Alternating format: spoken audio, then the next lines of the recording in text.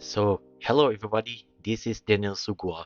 So, in this video on the Techy Sum number 2 for daily so far, this is Wednesday at no, not Wednesday, sorry. It's Tuesday 20th March 2023 so far.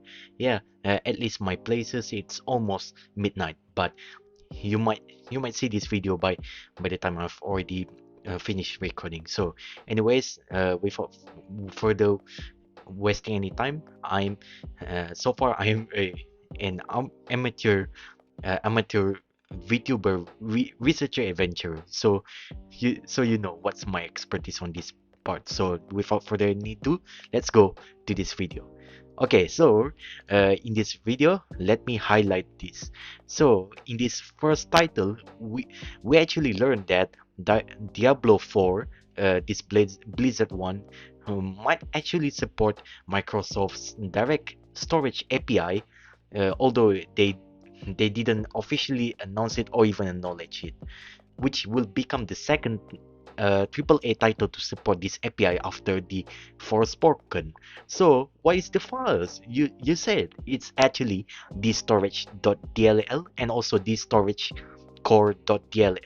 That suggests the Diablo 4 might have support for direct storage, or maybe Blizzard simply just working it and they will make it available at some point at the final version of the game. So from this one uh, data miner redditor, they actually discovered this file here, as you can see around here.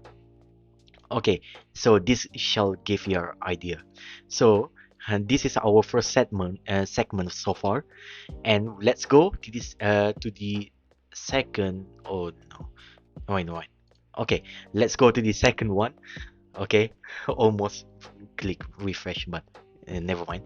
So this right now, the title is EU's new right to repair directive requires 10 years 10 years component availability, which they are currently pursuing right now. And although and then this stuff will not only just applicable to home appliances, but it will also applies to phones, tablets, and as well another other consumer electronic supplies, such as computers that we are using right now. Although some devices will only require for 5 years of supply of parts and components, which makes sense for some of these valuable, affordable, and also valuable products. And also they actually call for the for a union wide repair matchmaking platform. They should make it easier, but however, right to repair coalition, they actually criticize this and say that, oh no, this is a little bit of missed opportunity, because they want right to repair to be universal, which I personally support this stuff. But they say that at least this is the right direction. But the concern, however, is that it didn't address about the cost of the repairs, which we also afraid that it might also encourage price gouging on spare parts and repair cost, which you might as well just buy new stuff. But hopefully we don't see this stuff happens when this eventually become a thing. Yeah, because no one's wants it in the first place.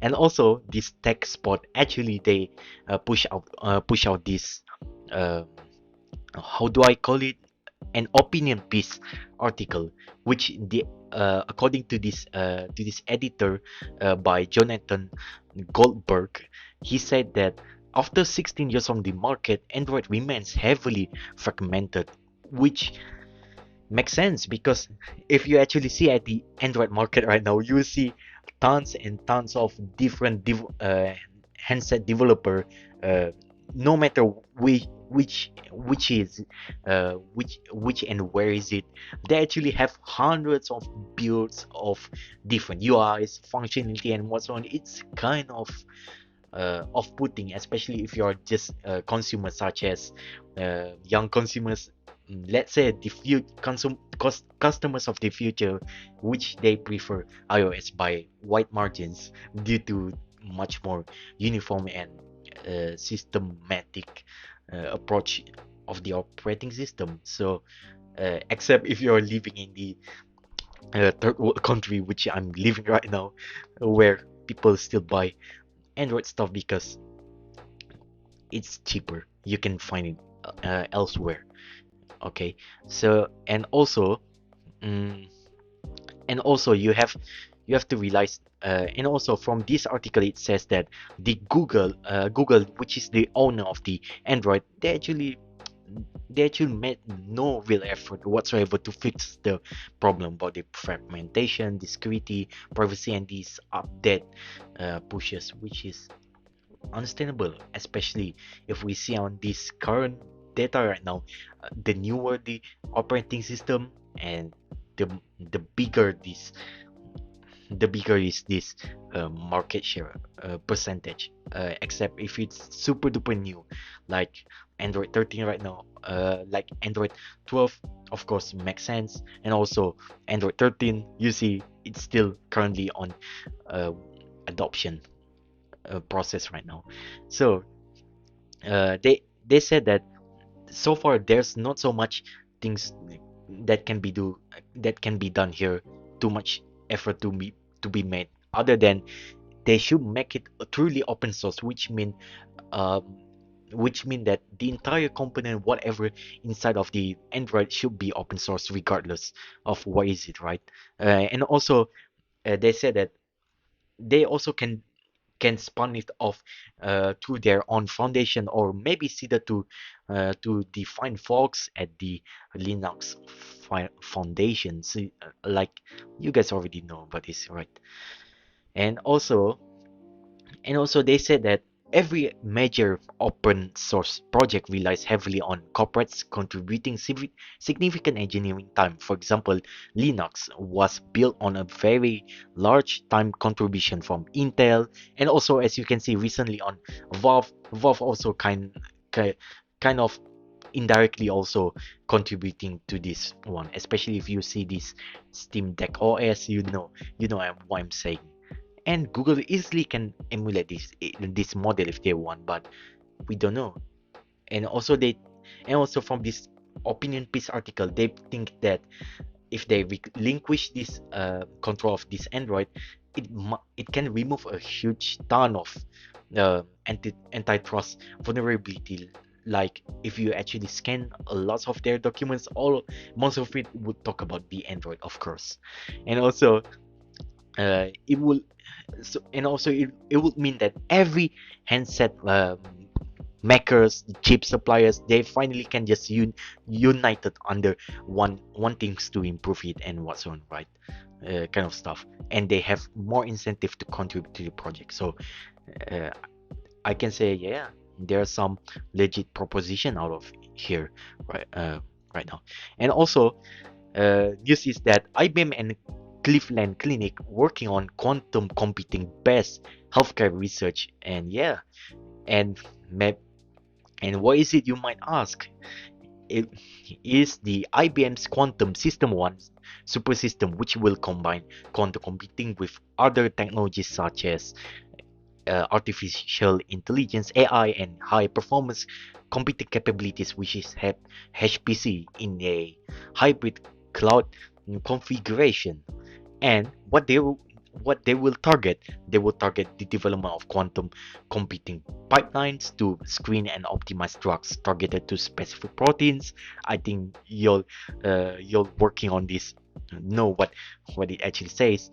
I know some, but not big of it, although I'm still interested on this kind of stuff too.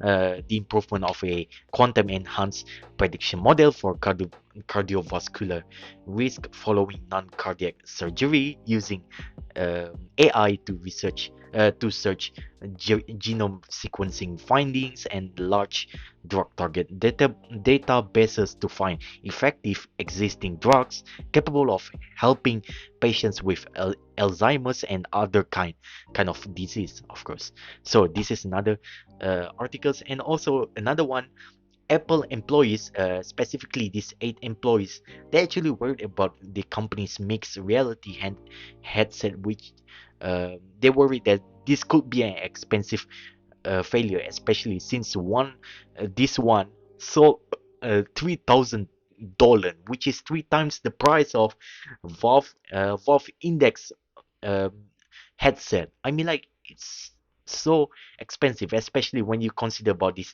niche purposes, and also so far there's not so much not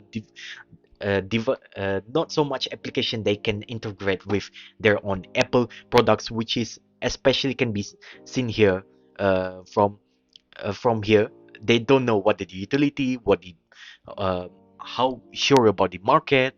They're also not certain about the features, especially the Siri integration, which some of them have left the project, or maybe they have been fired due to the lack of the progress, which is understandable. I mean, like, this day and age, I can say that if you actually see from my personal Twitter account, you know that sometimes I criticize this this tech this tech company, this tech stuff. They just really out of touch about what they want to put. Like back in the day, if you ask me about technology, I'm very excited. Yeah, try ask me 10 years ago, I will be very damn excited. But nowadays, not so much. Sadly, although I can say I'm still excited, but I can say cautious excitement, you know.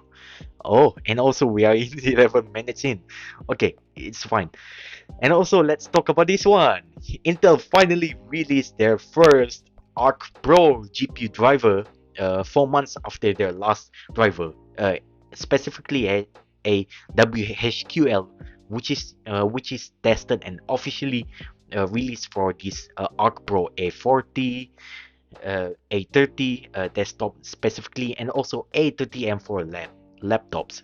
Last time they released is actually on 5 December 2022, which is the release of 31.0.101.3517.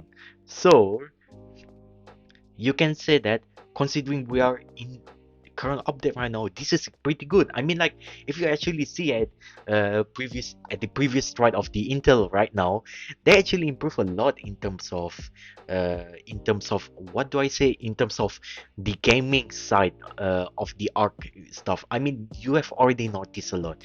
Maybe some of it like minor and whatsoever, but considering uh, they slowly iron out this major bug and whatsoever, I can say that if they continue this good stuff, they might as well just claim that AMD's previous fine wine technology. So yeah, Intel's fine wine technology also exists. Am I right? And also, this is from what you can see highlighted here, the Autodesk AutoCAD 2022-2023, Bentley MicroStation 10.17.00.29.x whatever is it version, Dassault Systems, SolidWorks 2022-2023, PTC Creo 8, 9, Siemens and 9X 2027, Siemens Solid Edge 2022-2023, and Vectorworks 2023 is the new uh, supported supported software so far. So if you are using workstation GPU from Intel, don't worry, they still cover they still cover your stuff, just like us gamer here.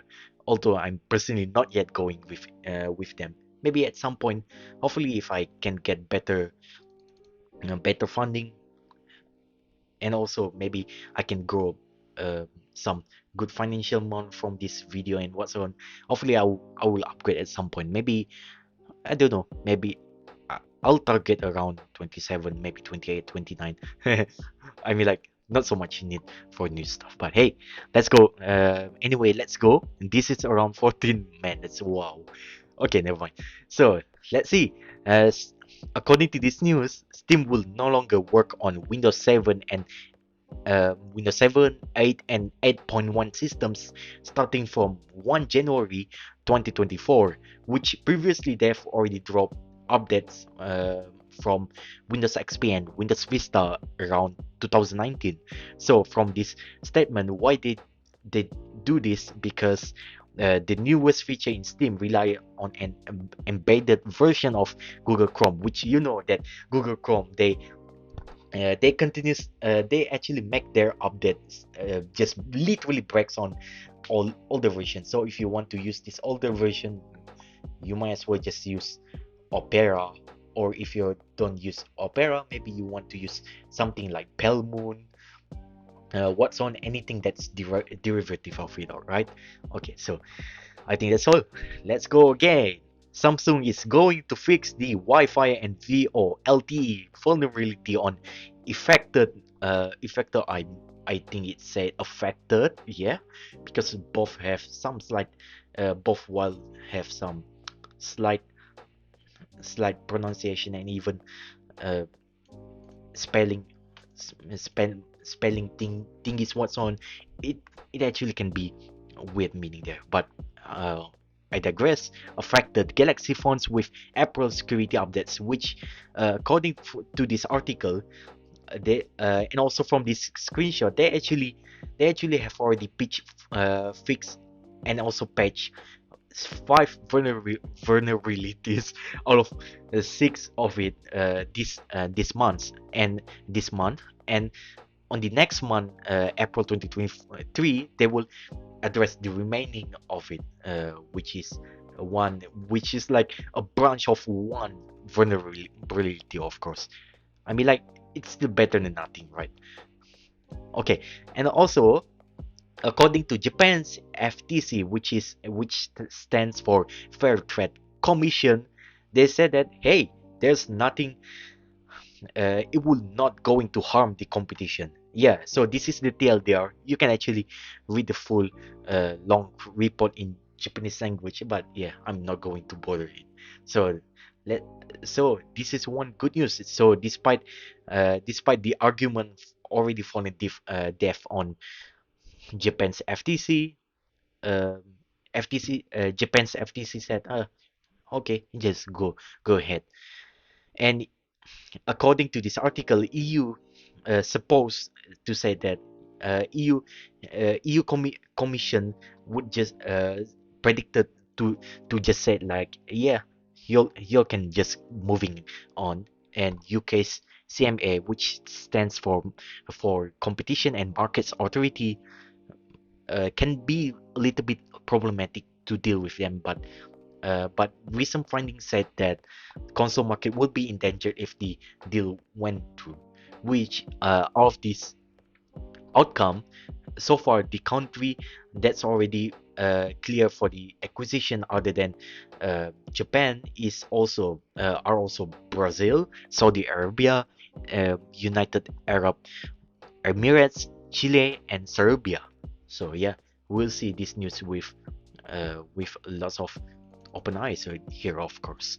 So, and also we have to tell you something, that Nintendo, GameCube, and Wii emulator Dolphin is coming to Steam soon, and also will support Steam Deck. What is the proof of this coming from this snippet of this Twitter account from Oatmeal Dome, which this same user not only said that hey, it's going to come on the Steam, uh, how do I say, Steam store. It will also, which will be coming during the Q2 2023, quarter 2 of 2023, which around next month, which is April to June, and they will give more info, and they will say, and this same user, if this same user said that it will also will be they also will support Steam Deck. So good news.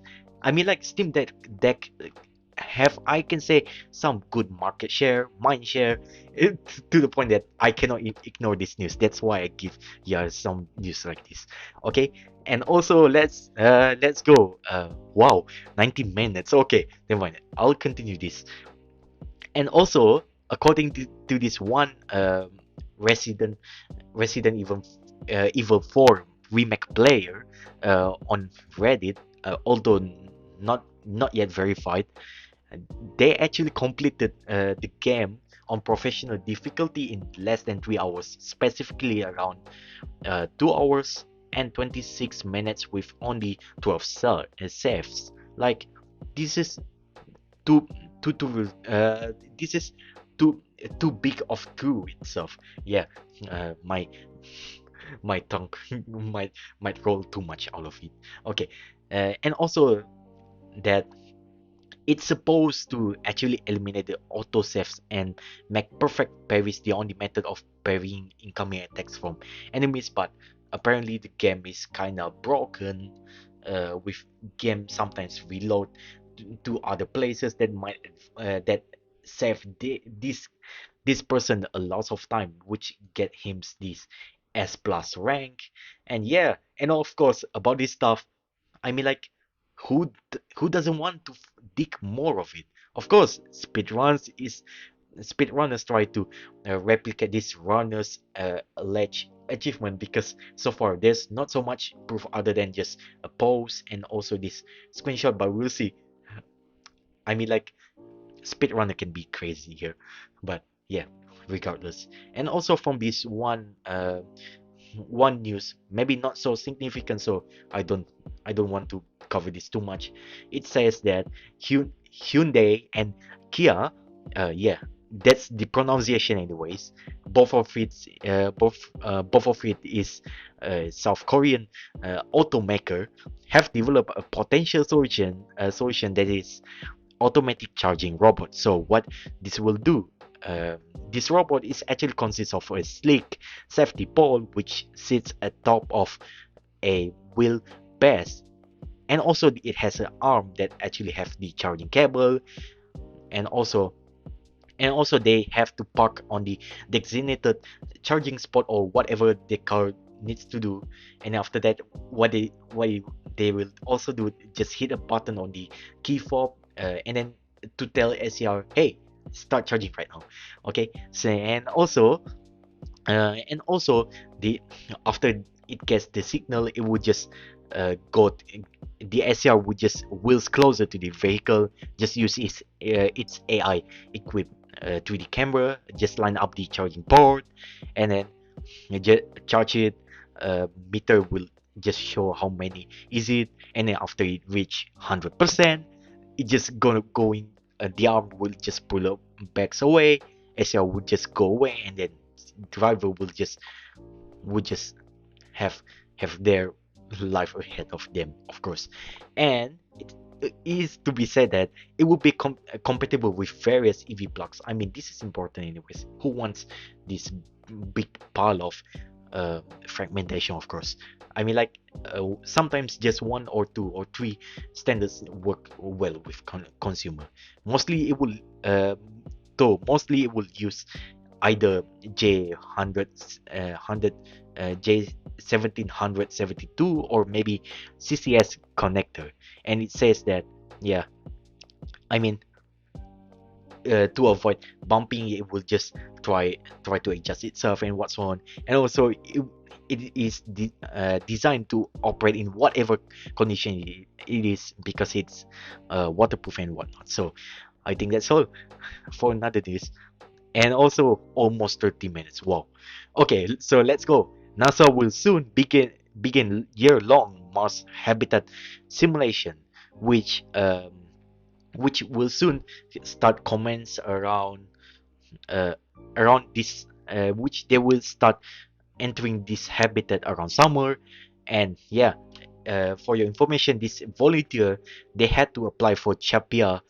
CHAPIA stands for Crew Health and Performance Exploration Analog, and they will go on rigorous training this spring before they enter the summer. And and it will, and for this stuff, the sandbox would be around wide, around 1,200 square foot, or for metric person like me, it's 114 point, if I remember, 114.5 square meters of the sandbox. And a Mars Dune Alpha, a separate 3D printed level crate structure containing both living and working areas. And from this, from this stuff, 1700 square feet. I think this might amount almost 130 meters, or maybe 140, 150. I'm not entirely sure. Not yet calculate this stuff. Sorry, guys. Uh, they will be used to simulate the Martian landscape, will provide them with separate private quarters, dedicated work and medical stations, a common launch area, and a galley where the volunteers will also be able to grow their own food. And yeah, and also they will have their own treadmills, their virtual reality kits, so they will able to simulate this stuff. They will also going to locate, identify, photograph and analyze rocks using the geology workstation inside Mars Dune Alpha. And also they will set up the experiments, maintain solar panel functionality by working to mitigate dust, remotely operate explorer robots, and even use drones and roving robots dedicated to geographical reconnaissance. And yeah, it should help them a lot, by the ways. And they will open the habitat to the media by April 11, where they can speak about that with the subject matter experts, although not the volunteer crew itself. And also they will be able to capture the photos and video before the Chapias uh, introductory simulation begins, by the way. So this is it. Pretty lengthy. And also, let's talk about this JWST, this Webb telescope. They take this Earth-like exoplanet's temperature for the first time. I mean, like, you know that JWST is pretty powerful if you actually hear the news. I mean, like, it's pretty good, you know. Oh, and also 26, almost 27 minutes in, so I'll try to wrap it up. So with this focus against the planet of TRAPPIST-1b, it's actually slightly larger, more massive than Earth, but completes the orbit of the red dwarf star around 1.5 Earth days, and while it's just 1% as far from TRAPPIST-1 as the Earth, but it receives 4 times the energy, which means not not suitable for the habitat, but regardless. So, using the MIRIs, which stands for Mid Infrared Equipment of the JWST, the team actually observed the TRAPPIST-1b as it passed behind the hot star. So, using the technique called as secondary eclipse photometry, using like this one, they actually can see and look around if it's have atmosphere and whatnot. And so far, there is no atmosphere, and the surface temperature is about 500 kelvins or 230 degrees Celsius for metric like me, and also 446 degrees Fahrenheit for people using imperial system, of course. And also, while it's actually failed to detect any carbon dioxide presence due to the uh, absence of the atmosphere, but they confident about the assessment that even though the peer review not yet released here, but regardless, let's see it on the with our own eyes, shall we? And also, lastly, about the space stuff, the evidence of all this known meteorite impact discovered in Australia. Maybe you wondered, wow, what is it? It's around 3.48 billion years ago, which actually just breaking out just barely edge out the previous record holder of 3.47 billion years old meteorite impact found in the Pilbara Craton region of Western Australia. Maybe you're wondering what is it?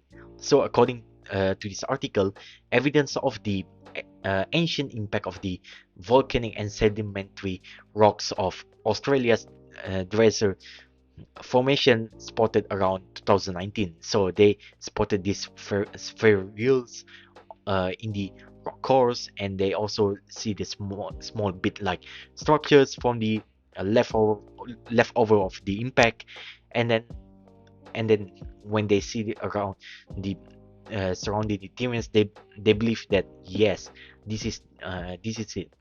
And also they actually found on these spherules it contains iridium in high concentrations, nickel, chromium, minerals, and rare osmium isotopes, all associated with meteorites. They note that these spherules have the characteristic dumbbell and teardrop shapes of impact ejecta. And also, the researcher conducted radioisotope dating, confirming it's truly ancient and came around the age of 3.48 billion years, of course.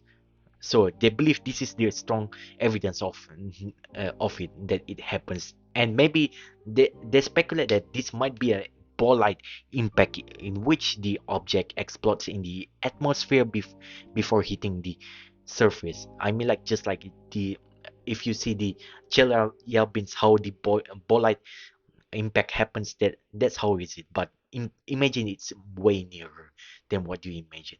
And also we are looking around the video game so far. Let's talk about this teardown. They actually sold around 1 million copies, and also they have 5,000 mods.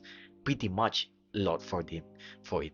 And so far, the multiplayer has uh, are actually one of the most requested features since the early access release. I mean, like everyone wants this, but it has a major roadblock. What is it?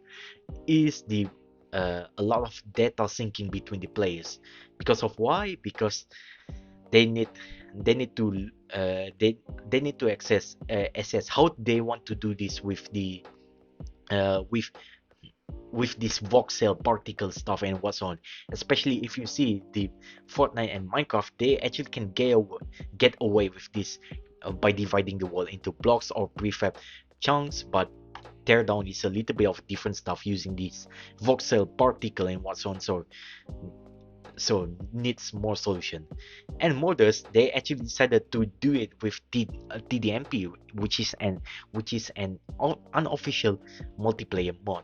Technically it works, you can destroy it, you can touch it, what's on, but on the client side it's not so very consistent. Like you can see you destroyed it, but your friend cannot see it. So yeah, needs some times. And according to them, um, like according to this article, in August 2022, Tuxedo Labs was acquired by Embracer Group, which they also at the time, I mean, maybe you have heard this news before. They actually purchased Tripwire Interactive, limited run games, and the Lord of the Rings intellectual rights. And with this acquisition, it allows Gustafsson and Dawson to actually properly develop the teardown games and also provide much better updates and also quality of life updates and so on. And also mod support originally should be later in the development, but they decided to do this way earlier because huge request of it. I mean, like everyone can see the potential, even myself, and also the uh, Clicks Philip himself. I mean, like who doesn't want this game? It's unique. It's just like a bit like Minecraft, Terraria, Starbound, but imagine if it's in much prettier and fancier 3D with voxel stuff and also ray tracing. Yeah, provided that if your PC can support it. If you cannot, well, good luck, I guess. Maybe wait for another generation, which is why I'm holding right now.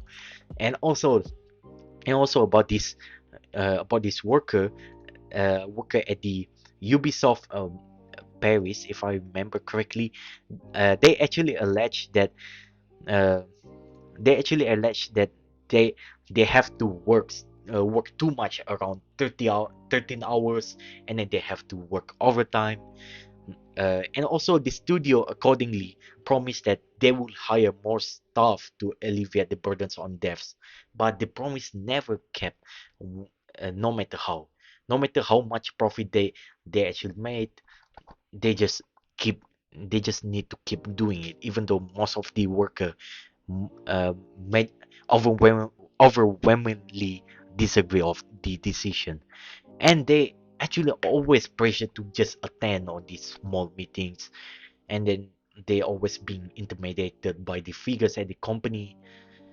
And yeah, I mean like, and also 9 months into the production and even 11 months before the release, they have uh to to switch the engine. They have to use they have to like what, always tinker the engine, switch engine to this one, like 9 to till 11 months ahead of the game release, even though it's not realistic. And even though the devs said that, hey, we need this more realistic roadmap, this upper management just decided, nah, you'll need to follow us.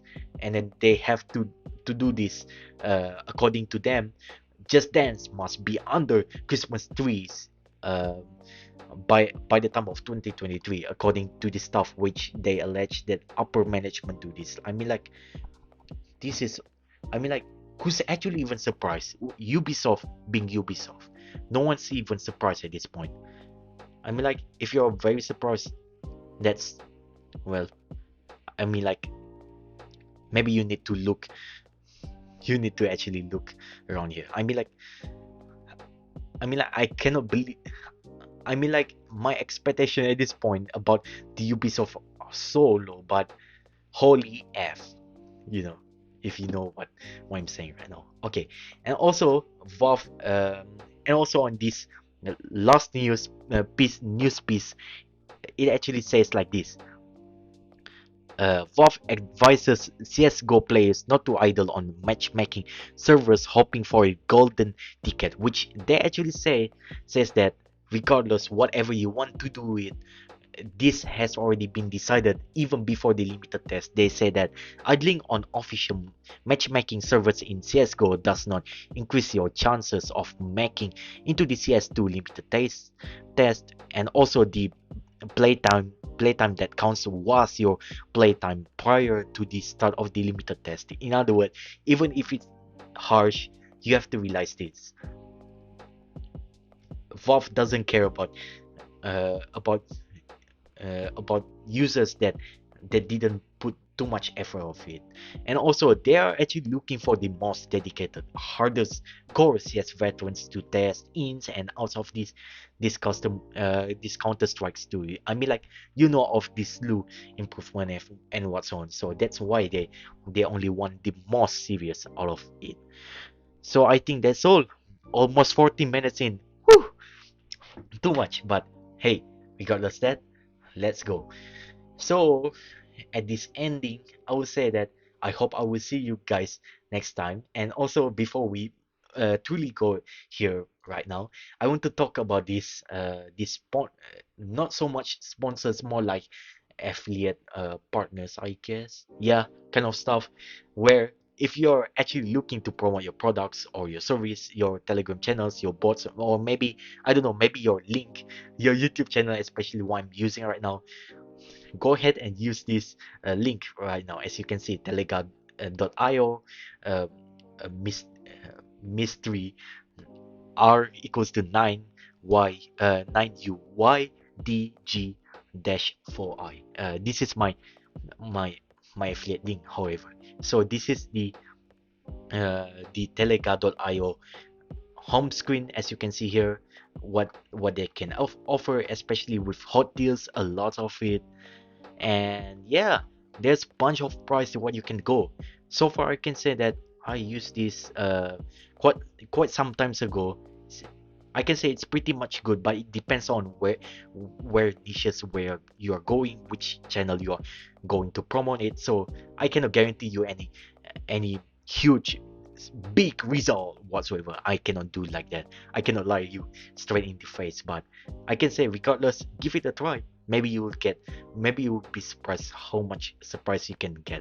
You know, you can see, you can buy lots of it, and you can find whatever cheap you can get if you are not if you don't have big budget. So I can say that, yeah.